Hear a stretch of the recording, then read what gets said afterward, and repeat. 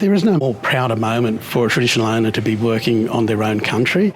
That connection is unbreakable, and without ANZ, we're not able to do that. That's one of the beautiful things about this program, is that it's allowed new businesses to start and grow exceptionally quickly. So the First Nations Asset Finance Guarantee Program really started in 2017. Fortescue had been awarding contracts to First Nations suppliers, particularly around asset and equipment leasing. They noticed that despite multi-year contracts and multi-million-dollar contracts, at the end, the First Nations businesses didn't actually own the assets they were leasing. They were often cross-hiring it from other equipment organisations and businesses.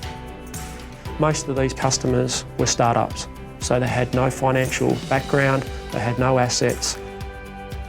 It was important to Fortescue to find a banking partner that supported First Nations businesses. And so Fortescue approached a range of banks to say, how do we build the assets and the ownership of First Nations businesses? We are the only bank that turned around with a workable solution. And ultimately, the First Nations Asset Finance Guarantee Program was born. We've been engaged to haul iron ore product from the Flying Fish mine to the Eliwana processing plant. We don't have that kind of money in our back pockets, so we really appreciate the work that Fortescue and ANZ have been able to assist Aboriginal business to develop. We're really proud today to have loaned over $150 million through this program to First Nations businesses. These programs and these partnerships literally change the game, not only for First Nations businesses, but for banks and for big corporations like Fortescue and the other guarantors on this program. Our First Nations business partners have purchased more than 200 mobile assets across all our operating sites. Asset finance was approved through Fortescue, and the ANZ helped us purchase side movers, trucks and trailers with it. Then we've been able to go on and buy other machinery to do road haulage and all of that.